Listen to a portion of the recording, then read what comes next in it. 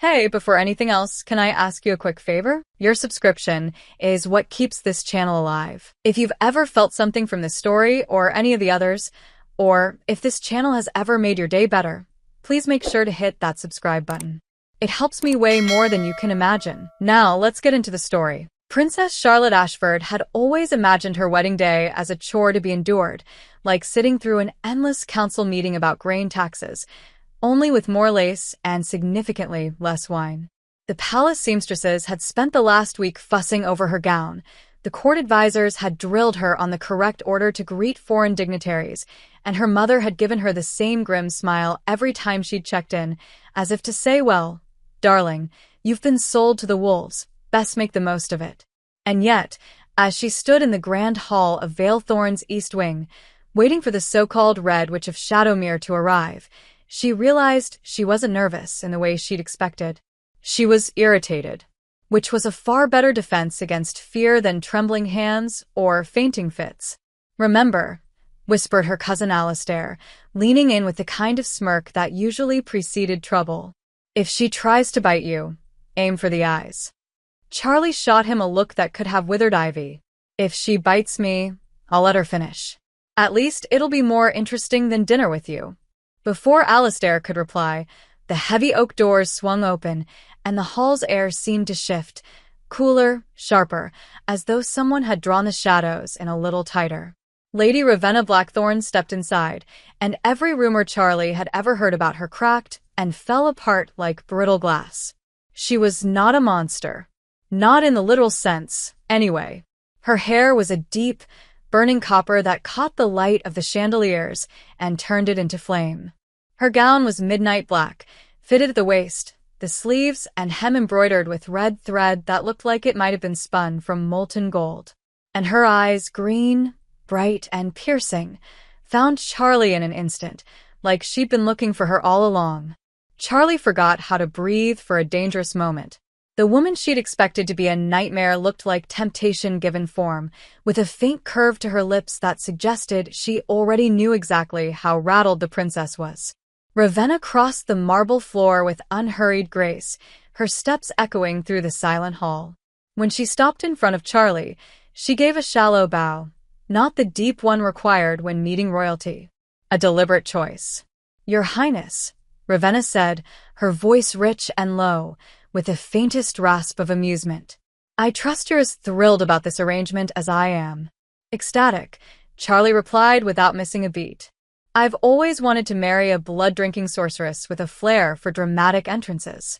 Ravenna's smile sharpened, but her eyes warmed just enough to make Charlie's pulse trip. "I'm afraid you've been misinformed. I don't drink blood at weddings. Only on Thursdays." Charlie nearly snorted, which would have been unseemly for a princess, but the corner of her mouth betrayed her anyway. "Then I suppose I'm safe for now." Ravenna hummed, gaze flicking over Charlie's gown, lingering just long enough to be noticed. "Safe is not the word I'd choose." The court advisors were visibly uncomfortable, probably wishing they could intervene before their carefully negotiated alliance devolved into flirting. Charlie ignored them. "Shall we sit?" she asked, gesturing toward the long table set for their first formal meeting. "If we must," Ravenna said, offering her arm with exaggerated gallantry. Charlie took it, her fingers brushing against the warm silk of Ravenna's sleeve, and felt a tiny spark leap up her arm. She told herself it was just static. It was definitely not static. Over the next hour, they endured the formalities, the toasts, the tedious recitations of treaties, the politely veiled threats from both sides. But every time Charlie's attention drifted, it found Ravenna again. The other woman's wit was quick and dry, her laughter rare but genuine, and she had a way of leaning in when she spoke that made the rest of the room feel like an afterthought. By the time the meeting ended, Charlie was aware of two things. 1, she liked Ravenna far more than she'd planned to, and 2, this was going to be dangerous in ways that had nothing to do with magic or politics. As they stood to leave, Ravenna caught her gaze and said quietly, "Tomorrow, we tour the gardens. Unless you're afraid of what you might find there." Charlie tilted her head, letting her smile answer for her. "I'm only afraid you won't be interesting enough." Ravenna's answering grin was slow and devastating. "We'll see, princess."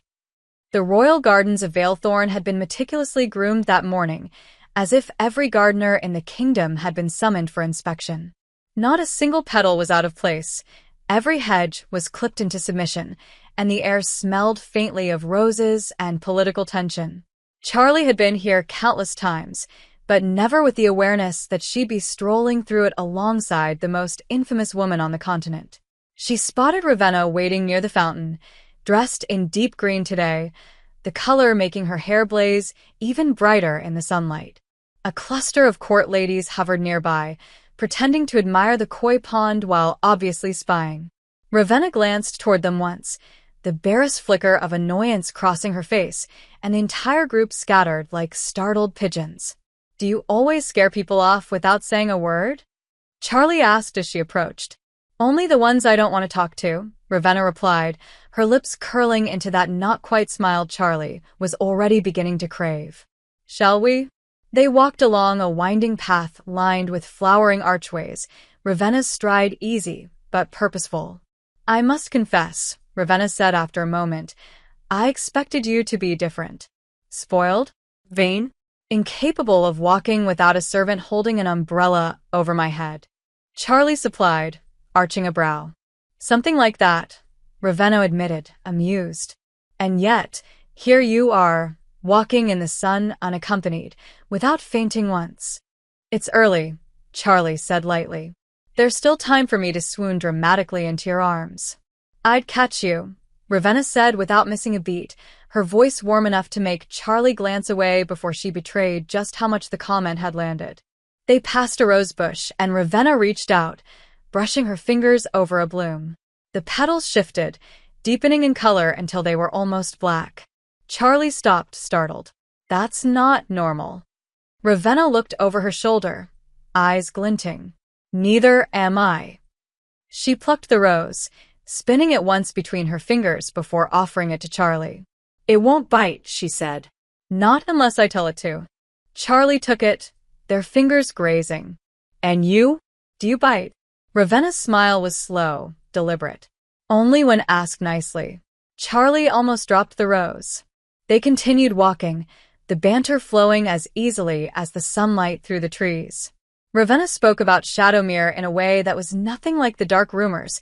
She described markets lit by lanterns made from river glass and fields that glowed faintly in moonlight because of the flowers that grew there. Charlie found herself laughing more than she had in months, the sharp edge of political duty blunted by the ease between them. Eventually, they reached the secluded edge of the garden, where a small pavilion overlooked the city. The wind tugged at Ravenna's hair, and for a moment, with the sunlight catching in her eyes, she looked less like the Red Witch and more like just Ravenna. "This marriage," Ravenna began, leaning against the railing, "we both know it's a cage. But perhaps we can decide whether the bars keep us apart or keep the rest of the world out." Charlie studied her, heart thudding. "That sounds suspiciously like an offer to make this less unbearable." "It is," Ravenna said. "I'm very persuasive when I want to be." "You haven't persuaded me of anything yet," Charlie teased. Ravenna's grin was wicked. "Then I'll just have to try harder." The moment hung between them, thick with something unspoken, until a bell rang in the distance, summoning them back to the palace. As they walked side by side, Ravenna reached out and gently brushed a stray petal from Charlie's hair. "Until next time, princess." The way she said it made Charlie almost hope the next time would come sooner than planned. The following afternoon, Charlie found herself doing something entirely undignified for a princess, pacing in front of her mirror and second-guessing her wardrobe. She told herself it was only because she was meeting Ravenna again, and Ravenna was a foreign dignitary, and therefore presentation mattered for diplomacy. It was not. Absolutely not, because Ravenna's green eyes had lingered on her yesterday like a slow burn.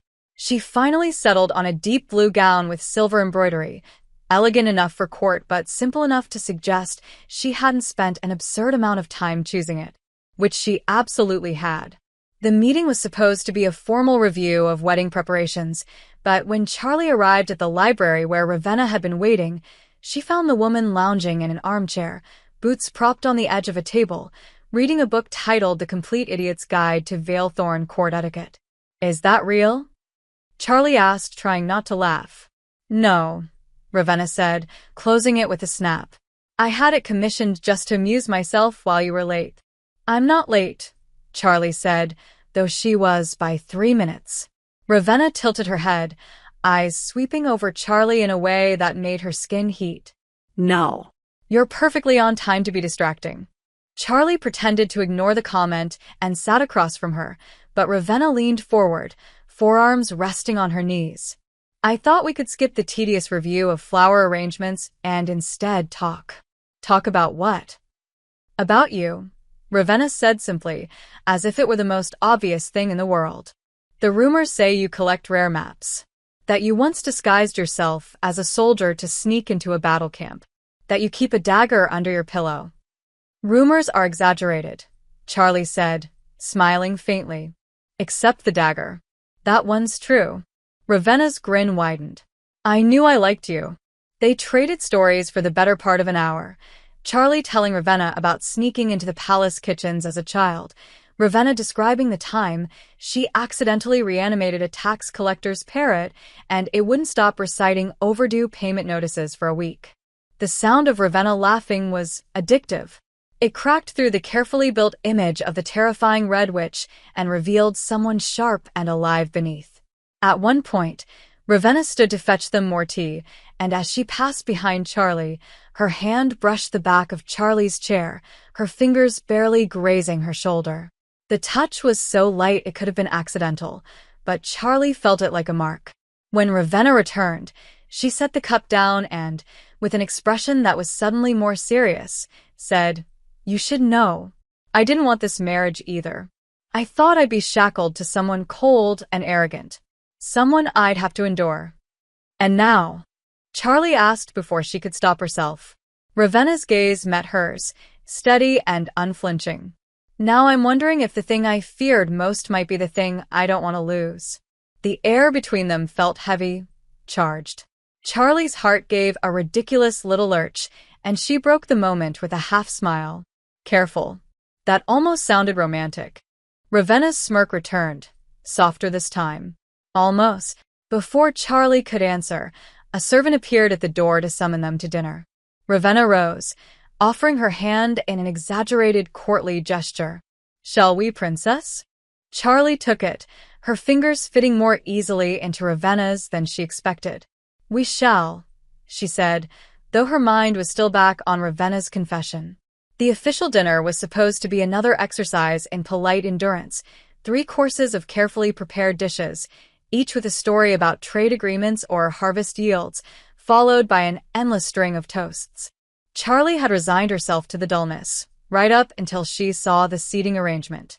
Someone, most likely her mischievous cousin Alistair, had placed her and Ravenna side by side at the long table, which meant she could feel the warmth of Ravenna's arm through the thin silk of her sleeve every time the other woman shifted. Ravenna seemed perfectly aware of this and entirely too amused by it. The first course had barely been served when she leaned in, close enough that her breath brushed Charlie's ear. Do you always look this composed when you're plotting your escape? Charlie kept her eyes on her soup, but a smile tugged at her lips. I'm not plotting my escape.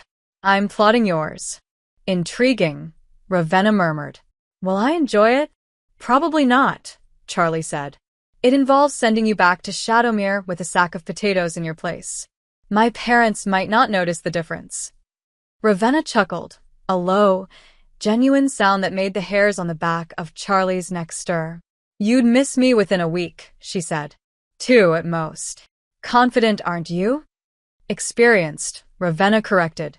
The meal continued, but Charlie found it increasingly difficult to focus on anything but the proximity between them, the accidental brushes of hands when they reached for the same dish, the faint citrus and smoke scent clinging to Ravenna, the way her green eyes caught the candlelight when she glanced over.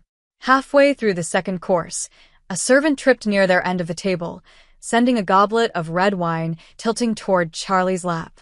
Before she could even flinch, Ravenna's hand shot out, her other arm wrapping around Charlie's waist, pulling her back against her in one fluid motion. The The wine splashed harmlessly onto the floor, but Charlie's pulse was suddenly louder than the room's chatter. She was acutely aware of Ravenna's hand splayed against her side, her breath warm near Charlie's temple. Quick reflexes, Charlie managed, though her voice was quieter than she intended. "I told you," Ravenna said softly, still holding her just a moment longer than necessary. "I'd catch you." They returned to their seats, but the contact had shifted something. The rest of the meal passed in a haze of too long glances and unspoken things. When dessert arrived, a delicate custard in crystal cups, Charlie noticed Ravenna watching her with open amusement as she tried to delicately navigate the ornate spoon. "What?" Charlie asked. "Nothing," Ravenna said, but her grin was wicked. "I was just thinking how much more fun this dinner would be if we staged our escape right now." Charlie tilted her head. "And go where?" "Anywhere," Ravenna said. "As long as there's no one telling us which fork to use." Charlie almost laughed, but the idea lodged itself in her mind with surprising appeal. The dinner dragged on another hour, but when it finally ended and they rose from the table, Ravenna leaned in again. "Love what you've seen so far, and want to help me keep creating these awesome stories on this channel? Then subscribe and hit the bell. Your subscription supports the channel and makes sure you get more exciting stories." "Tomorrow," she said, her voice low and deliberate, "let's do something neither of our advisors would approve of." "You mean like commit treason?" Charlie teased. "That depends on your definition of treason." Ravenna's smirk held just enough promise to make Charlie's stomach flip. "I'll see you at noon." Noon arrived far too slowly for Charlie's liking. By the time the palace bells rang, she was waiting by the stables in a cloak that concealed her gown, feeling both like a conspirator and a lovesick fool. Ravenna emerged from the shadows a moment later, similarly cloaked, but with a glint in her eye that promised trouble. "You're punctual," Ravenna said, falling into step beside her. "I admire that in a partner in crime." "I'm only here to see how bad your idea is," Charlie replied. "And to make sure you don't start a diplomatic incident." "You wound me," Ravenna said with mock offense. "This will be a perfectly respectable diplomatic incident." They slipped out through a lesser-used gate, avoiding the watchful eyes of guards and advisors alike, until they were clear of the palace walls. Ravenna led them through winding market streets until the scent of spices and fresh bread filled the air. "We're going shopping?" Charlie asked, amused. "We're going living," Ravenna corrected. "There's a difference." They wander between stalls, sampling candied almonds from one vendor and laughing over a pair of absurd feathered hats at another. When a jeweler tried to sell them matching rings for the lovely couple, Charlie raised an eyebrow at Ravenna. "You're not going to correct him?" "Why would I?" Ravenna said smoothly. "We are a lovely couple." Charlie tried and failed not to smile. They ended up at a tiny bakery tucked into a crooked side street, where Ravenna ordered 2 slices of honey cake and insisted they eat them sitting on the edge of the fountain in the square. The sun was warm, the air smelled faintly of sugar, and Ravenna had removed her cloak, the dark green of her dress making her hair blaze like fire. Charlie found herself watching her more than eating. "You're staring," Ravenna said without looking up. "I am not," Charlie lied, taking a bite of cake that was suddenly too sweet. "You are," Ravenna said, finally glancing up, eyes glinting. "And I like it." Before Charlie could come up with a reply, a sudden commotion drew their attention. A runaway goat, yes, a goat, was barreling down the street, scattering people and baskets of fruit. Without hesitation, Ravenna rose, stepped into its path, and with a casual flick of her fingers, made a soft ripple of shadow curl around the animal's legs. The goat slowed, blinked, and then calmly wandered into the arms of its breathless owner. "Show off," Charlie muttered, though she couldn't hide her grin. "You liked it," Ravenna said, resuming her seat as if nothing had happened. "Maybe a little," Charlie admitted. They stayed in the square until the sun dipped lower, talking about everything from ridiculous court traditions to the best hiding spots in their respective castles. On the way back, Ravenna slowed her pace. "Thank you," she said quietly. "For what?" "For coming today. For not treating me like the villain in the stories." Charlie met her gaze, surprised by the sudden softness there. You make it difficult to see you as a villain. Ravenna's lips curved into a small smile. Good. I'd rather be something else to you. The words lingered in the air between them until the palace gates loomed ahead, and Duty slipped its cool hands back over their shoulders. But Charlie carried the warmth of the afternoon with her, tucked away like a secret she wasn't ready to share. The day after their escapade to the market, the palace was in a mild uproar. Apparently someone had spotted two cloaked figures feeding honey cake to pigeons, and the story had reached the queen. Charlie endured a thinly veiled lecture about appearances and decorum before slipping away to the one place no advisor ever followed her, the old observatory at the western edge of the castle. It was a relic from her great-grandfather's reign, half forgotten and mostly used for storage now, but Charlie liked the quiet there. She hadn't expected to find Ravenna already leaning against a stone balustrade, gazing out over the city. You didn't tell me this place existed, Ravenna said without turning. I thought you might enjoy discovering it on your own, Charlie replied, stepping closer. And yet, here you are, ruining my solitude. I'll try to be a pleasant ruin, Ravenna said, finally glancing over her shoulder with that infuriating half-smile. What brings you here? I could ask you the same. Ravenna's gaze softened. I wanted to see you without an audience. The words sank into Charlie's chest, warm and a little dangerous. She joined Ravenna at the railing, the wind tugging at their hair.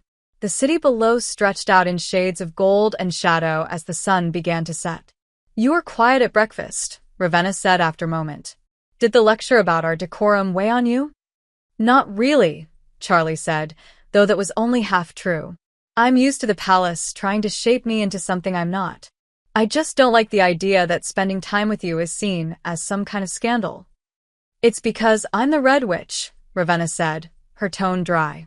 The title does terrible things for one's reputation. You should have heard the rumors before I even met you. My personal favorite? That I keep a dungeon full of the souls of people who spoke out of turn. Charlie arched a brow. And is it true? Of course not, Ravenna said, then paused, grinning. They're all in the pantry. Charlie laughed, the sound catching on the breeze. I'm starting to think you enjoy your fearsome reputation. I enjoy using it when I need to, Ravenna admitted. But it's exhausting to wear all the time. She hesitated, then looked at Charlie more directly. You make it easier to set it down. The honesty in her voice was so unexpected that Charlie's first instinct was to deflect with humor, but she didn't. I like you better without it, she said instead. Ravenna's lips curved, but there was something softer in her eyes now. Dangerous words, princess. Truthful ones, Charlie countered. They stood there in a rare silence, the kind that felt full rather than empty, until the sun slipped behind the horizon and the first stars began to appear. Ravenna glanced up at them, then back at Charlie. Do you know the constellations? Some, Charlie said. That one's the Archer. And over there is the Crown. Ravenna pointed to a cluster of stars lower in the sky. That's the Phoenix. My mother used to tell me it was lucky to make a wish on it when it first rose. Did you ever? Once, Ravenna said. And it came true. What did you wish for? Ravenna's smile turned slow and deliberate. I'll tell you when I know if it's still coming true. The air between them tightened, awareness threading through the quiet. Charlie felt her pulse in her throat, in her fingertips. For a moment, she thought Ravenna might step closer, but instead, she reached into her pocket and produced a small, polished stone, warm from her hand. For you, she said simply. Why? Because you'll think of me when you see it, Ravenna replied. And I like the idea of being in your thoughts. Charlie closed her fingers around the stone, her heart entirely too unsteady for her own comfort. That's unfair. Perfectly fair, Ravenna said, her smile tilting into something mischievous. I'll see you tomorrow. And just like that, she swept out of the observatory, leaving Charlie alone with the stars and the weight of something she wasn't ready to name. The next day dawned gray and damp, the kind of weather that usually kept the palace subdued. But when Charlie stepped into the great hall, she saw Ravenna already there, boots damp from the rain, hair slightly mussed, looking for all the world like She'd just strolled out of a particularly dramatic painting. "You're early," Charlie said, crossing the marble floor toward her. "I thought witches preferred dramatic entrances." "Necromancer," Ravenna corrected with mock sternness. "And I arrived early so you wouldn't accuse me of being late to my own kidnapping." "Is that on the agenda for today?" "Only if you behave." Ravenna's grin had an edge of challenge that made Charlie's stomach flip. Today's official plan was to tour the old armory for diplomatic formality, but halfway through inspecting ceremonial swords and dented shields, Ravenna nudged Charlie toward a narrow spiral staircase tucked behind a tapestry. "Ever been up there?" she asked. "No," Charlie admitted. "That leads to the North Tower. It's locked." "Not for me," Ravenna said, producing a small silver key with a flourish. "Are you coming, princess, or shall I go find adventure without you?" Charlie followed, because of course she did.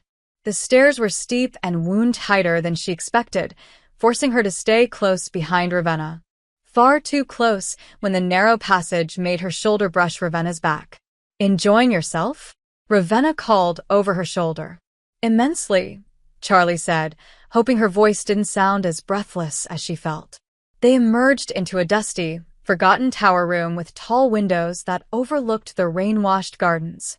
The space was empty except for a wide, ancient bench beneath one window. Ravenna crossed the room, sat, and patted the spot beside her. "Best view in the castle. And no one bothers you here."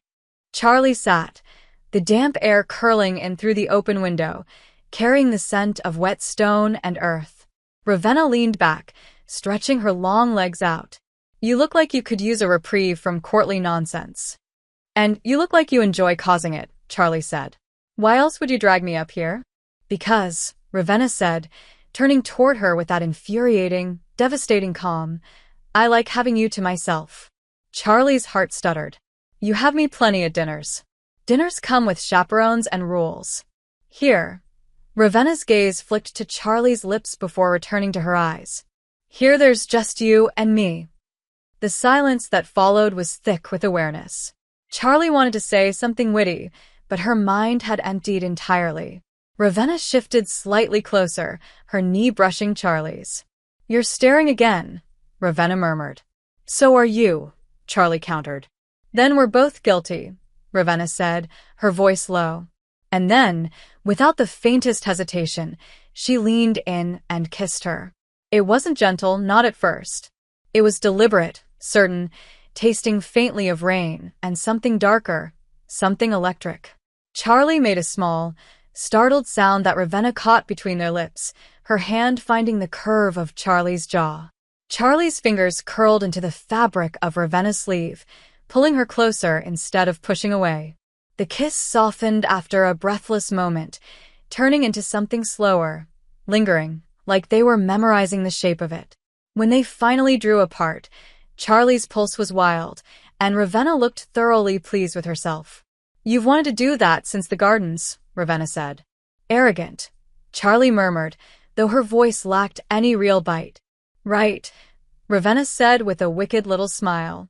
They sat there for a long while after, talking about nothing important while the rain drummed against the windows, each of them pretending they hadn't just crossed a line neither of them wanted to step back from. The rain didn't let up for 2 days, which should have kept life inside the palace slow and predictable. Instead, the morning after their moment in the tower, Charlie woke to the sound of raised voices in the corridor outside her chambers. She pulled on a robe and opened the door to find her lady-in-waiting, Clara, pale and fidgeting. "It's the council," Clara whispered. "They're saying they've seen things. About you. And Lady Ravenna." "Things," Charlie echoed. "What kind of things?" Clara looked like she might faint, the kind that have the Archbishop demanding an audience. By the time Charlie reached the council chamber, the air was thick with accusation. A handful of advisors sat rigid at the long table, flanked by the Archbishop himself, a thin man with a gaze like sharpened ice.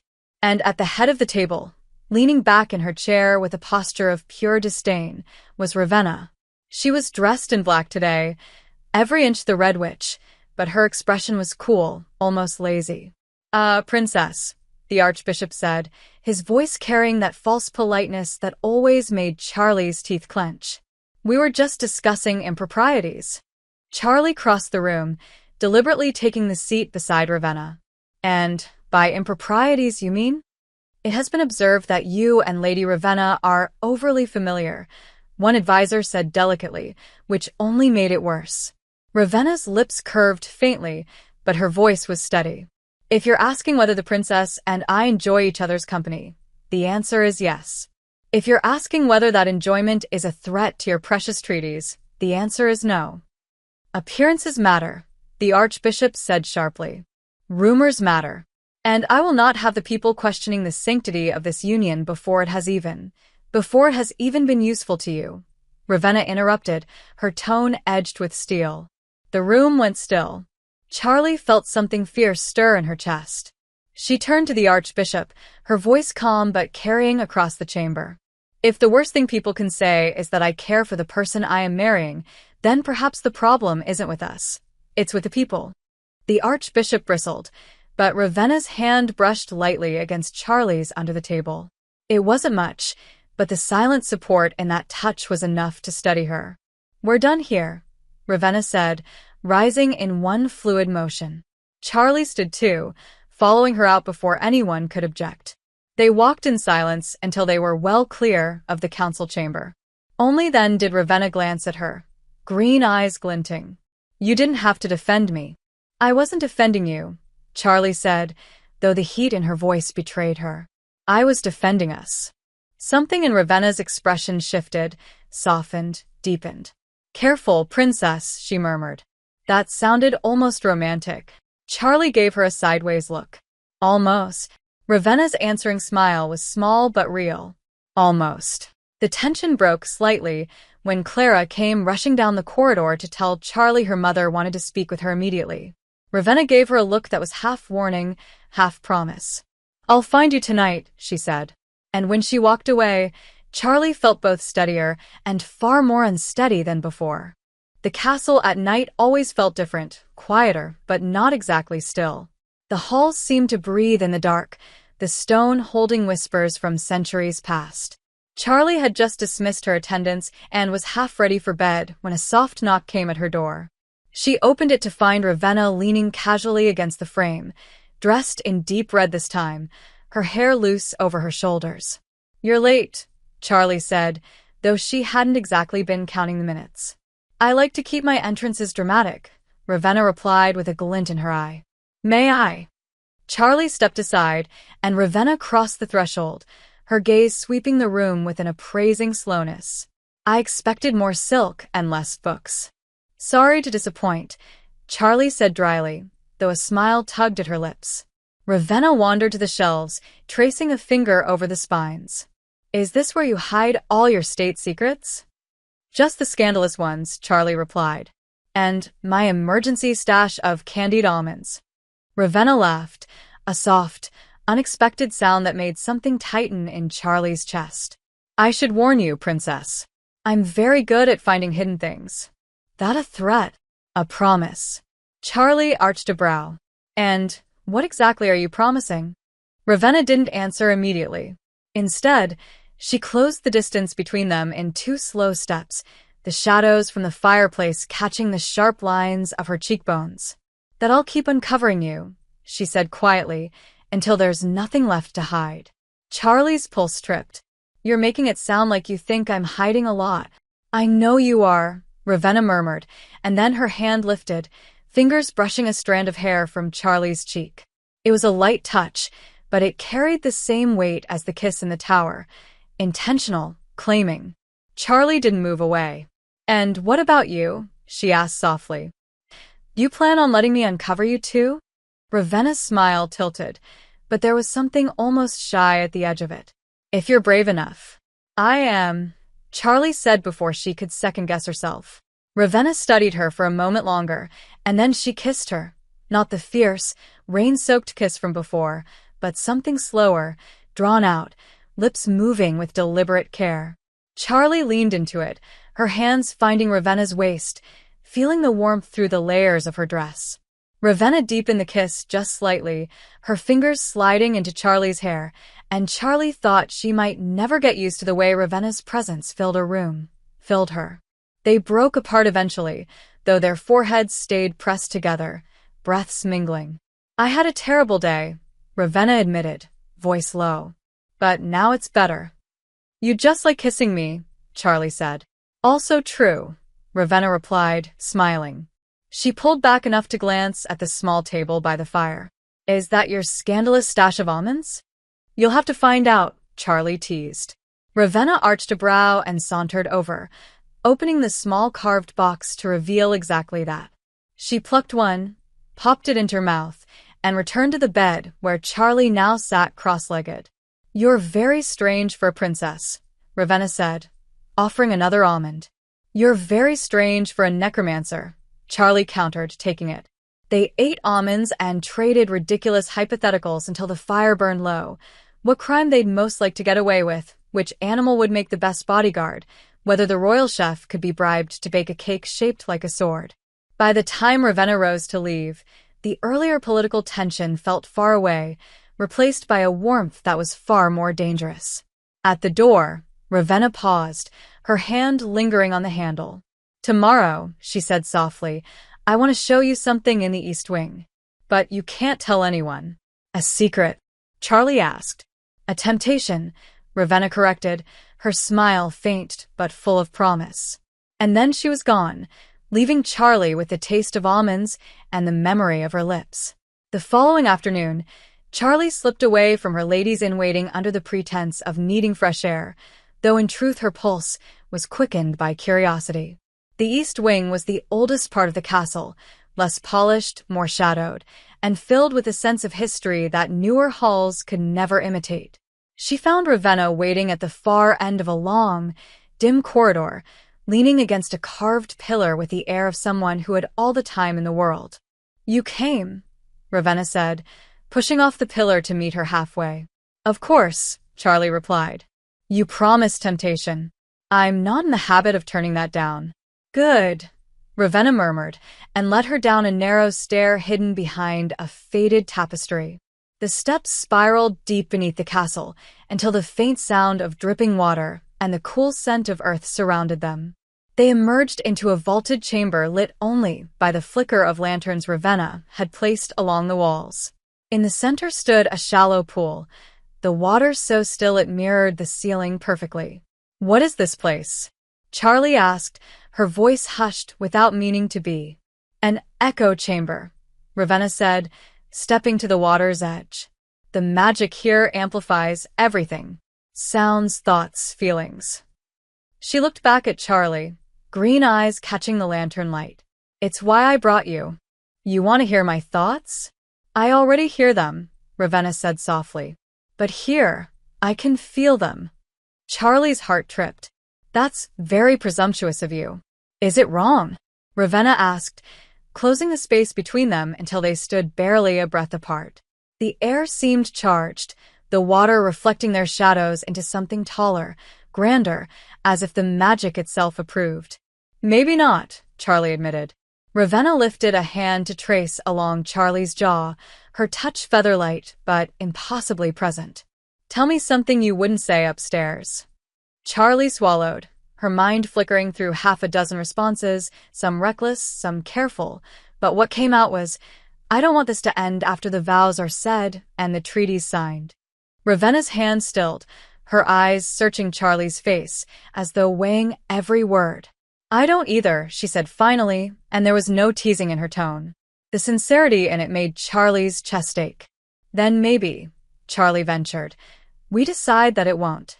"You're talking treason again," Ravenna murmured, but her smile was soft. "Your favorite kind," Charlie countered.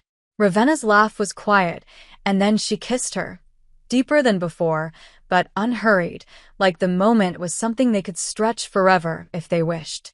The echo chamber worked its strange magic. The soft sound of their breaths and the faint splash of a shifting footstep wrapped around them like music. When they finally broke apart, Ravenna rested her forehead against Charlie's. "I've shown you my temptation," she said. "Now you have to decide what to do with it." "That's easy," Charlie replied. Give in. Ravenna's smile was all warmth and challenge. Careful, princess. I might hold you to that. They lingered there, talking in low voices about the lives they might have if they weren't bound by crowns, their reflections on the water weaving together like threads.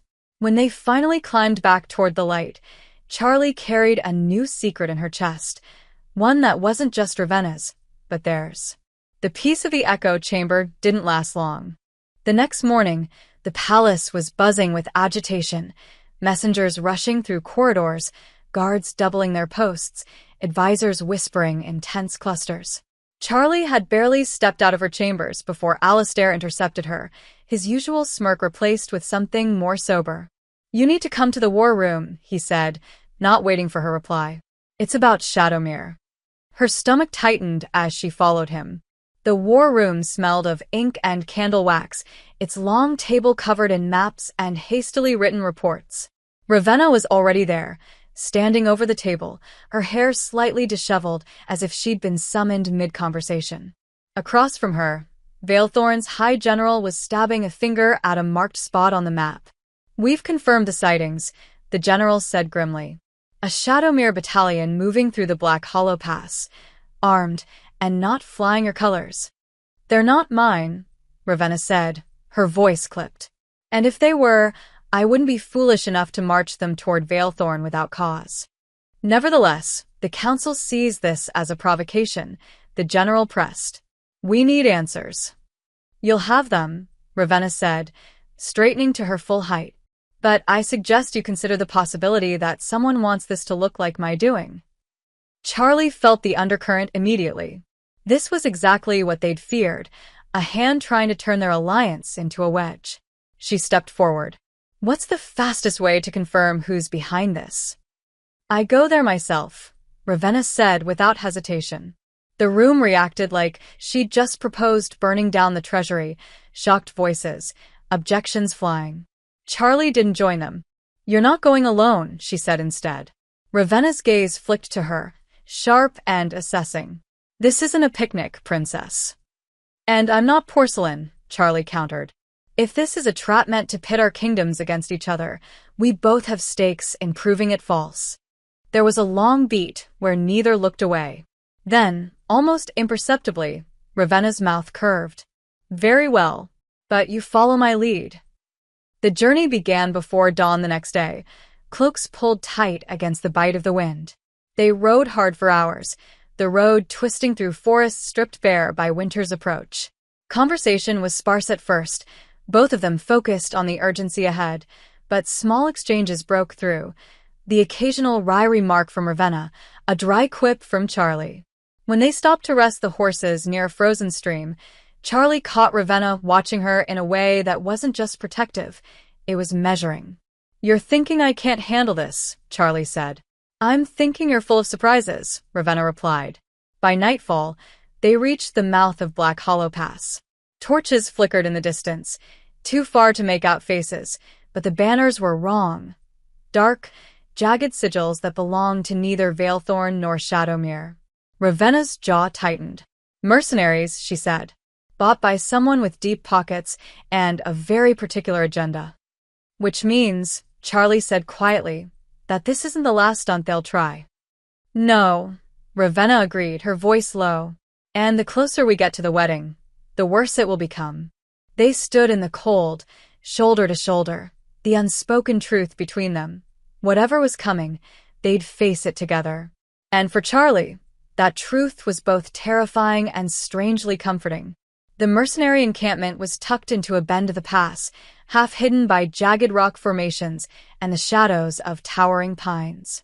From their vantage point on a ridge above, Charlie could see the dull glow of campfires, the silhouettes of guards pacing, and the glint of steel in the flickering light.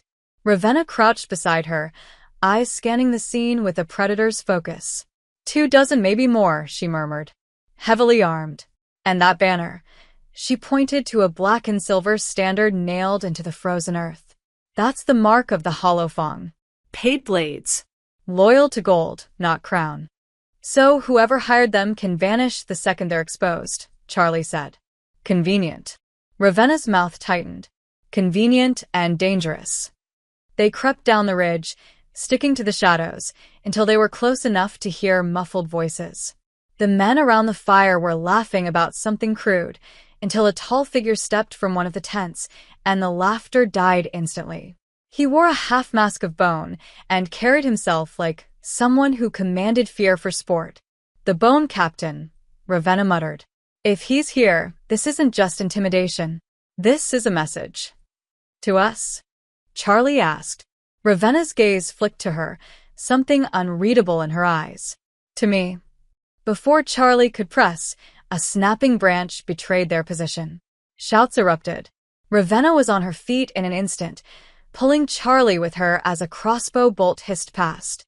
"Stay behind me," she ordered, her voice all steel. She raised a hand, and shadows coiled from the ground like living smoke, darting toward the attackers. Two men cried out as their weapons clattered to the dirt, their arms bound by ropes of darkness. Another lunged at Charlie, but before he could close the distance, Ravenna stepped between them, catching his wrist in one hand and twisting until his sword dropped. "Touch her again," Ravenna said softly, "and you'll wish I killed you quickly." The man stumbled back, pale and wide-eyed. Charlie's heart was pounding, but it wasn't fear, not entirely. Ravenna moved like a storm, every motion precise, and even as chaos broke around them, her awareness never left Charlie. Together, they forced their way toward the largest tent.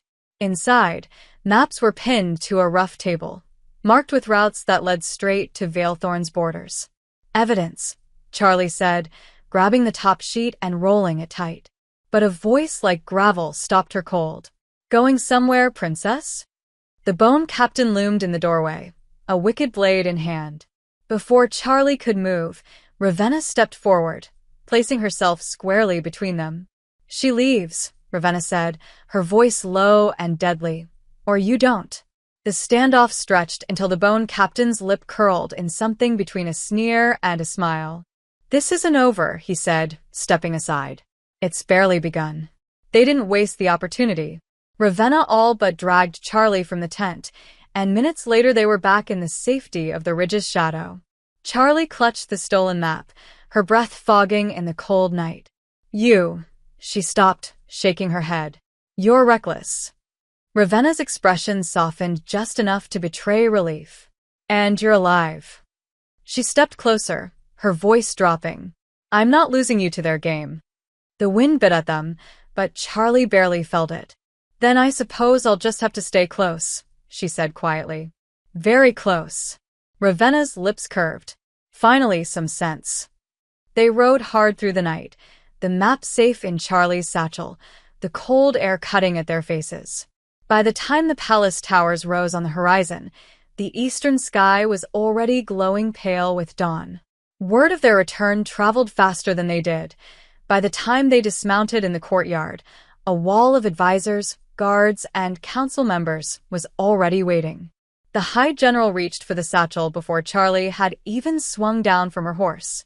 "Not yet," she said sharply, holding it close. "We'll present the evidence when the council is assembled." Ravenna dismounted beside her, her presence alone enough to keep half the crowd from pressing closer. "Make the chamber ready," she told the general, her voice brooking no argument. They were given an hour to wash, change, and prepare, but Charlie found herself pacing her chambers instead, adrenaline still humming through her veins. A knock came, and she opened the door to find Ravenna there, dressed in deep black with her hair braided back from her face, looking every inch the feared sorceress the world whispered about, and yet her eyes softened the instant they met Charlie's. "We should talk before we go in there," Ravenna said, stepping inside. "Because once we present that map, everything changes." Charlie nodded, shutting the door behind her. "The council will demand action. And the mercenaries will expect retaliation," Ravenna finished. "They'll strike harder, sooner. Which means we'll be targets," Charlie said quietly. For a moment, neither spoke. Then Charlie drew a steadying breath.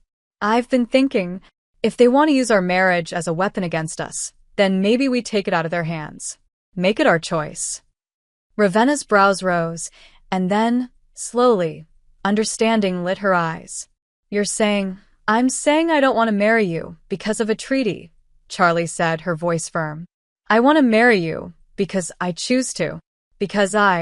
She stopped, pulse thundering, but Ravenna was already closing the space between them. Careful, princess, Ravenna murmured, her smile almost tender. That sounded very much like love. Maybe it is, Charlie said. And maybe I'm not afraid of saying it anymore. Ravenna's hand came up, fingers brushing Charlie's cheek. Then maybe I'm not afraid to hear it anymore. The kiss they shared then was different from the others, less stolen, more claimed. When they parted, Ravenna rested her forehead against Charlie's. Whatever happens in that chamber, we face it together. Always, Charlie said. And for the first time, she meant it with the certainty of someone who had already decided which side she was on. Minutes later, they stood side by side in the council chamber. Charlie unrolled the map on the long table, the room falling silent as the black and silver sigil stared back at them. Gasps and murmurs rippled through the gathered officials.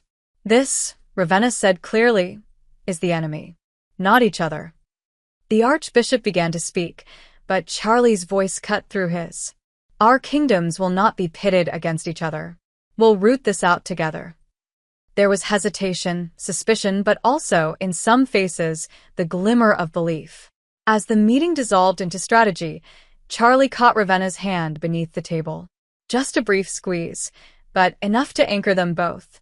The council meeting had ended with a plan, but plans were only worth the hands willing to carry them out. By the following morning, the castle was a storm of activity. Scouts dispatched to track the Hollow Fong's movements, messages sent to loyal allies, armor and weapons brought from storage. Charlie moved through it all with a strange calm, knowing every choice she made would echo into the days ahead. She found Ravenna in the old training yard, surrounded by a swirl of shadow that rose and fell with the precision of a dancer's movements. The magic shimmered faintly against the morning light, curling back into her palms as Charlie approached. Practicing, Charlie asked. Preparing, Ravenna corrected, wiping a stray wisp of hair from her cheek. You, trying not to pace holes in the floor, Charlie admitted.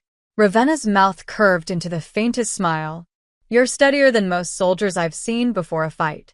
I have a good reason, Charlie said, stepping closer. I have you. The shadows around Ravenna stilled entirely, as if even her magic wanted to hear that. She closed the space between them, her gloved hand finding Charlie's cheek. Don't say things like that unless you mean them. I do, Charlie said. And I intend to keep saying them until you believe me completely. Ravenna's expression softened in a way Charlie was sure no one else ever saw. Then I suppose I should give you something to believe in too. She reached into her belt pouch and pulled out a slender chain, from which hung a small obsidian charm shaped like a raven in flight. It's warded, she said, fastening it around Charlie's neck. As long as you wear it, I'll feel where you are. And if you're in danger, you'll come, Charlie finished for her. I'll come, Ravenna echoed. The promise was quiet but absolute. They stayed there for a moment longer, the bustle of the castle distant. When this is over, Charlie said, her voice low, I want to see your home. Not the version everyone fears, the real one. You will, Ravenna said. And I want to see yours. Not the princess on the balcony, but the girl who hides almonds in her bookcase. Charlie smiled despite herself. Deal. As preparations continued, they trained together, Ravenna testing Charlie's sword work, Charlie coaxing Ravenna into revealing the subtler aspects of her magic. There were stolen moments, shared water at the well, brushing past each other in the armory, fingers lingering just a second longer than necessary. On the eve of the march, they stood together on the battlements, looking out over the darkened hills where they knew the Hollow Fong would be waiting. If tomorrow goes wrong, Charlie began. It won't, Ravenna interrupted, but her tone gentled. And if it does, we make our own way out. Together. Charlie reached for her hand, and Ravenna didn't hesitate to take it.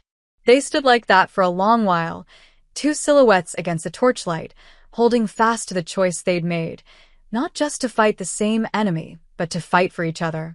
Dawn broke over the hills with a thin mist clinging to the earth, turning every tree and rock into a ghostly silhouette. The march to the Hollow Fong's camp was silent except for the clink of armor and the distant beat of hooves. Charlie rode at Ravenna's side, fingers brushing the obsidian raven at her throat whenever her heart picked up too fast. Ravenna didn't look away from the path ahead, but Charlie knew she felt it, the connection humming between them through the ward.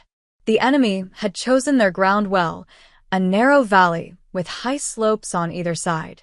But Ravenna had chosen her allies better.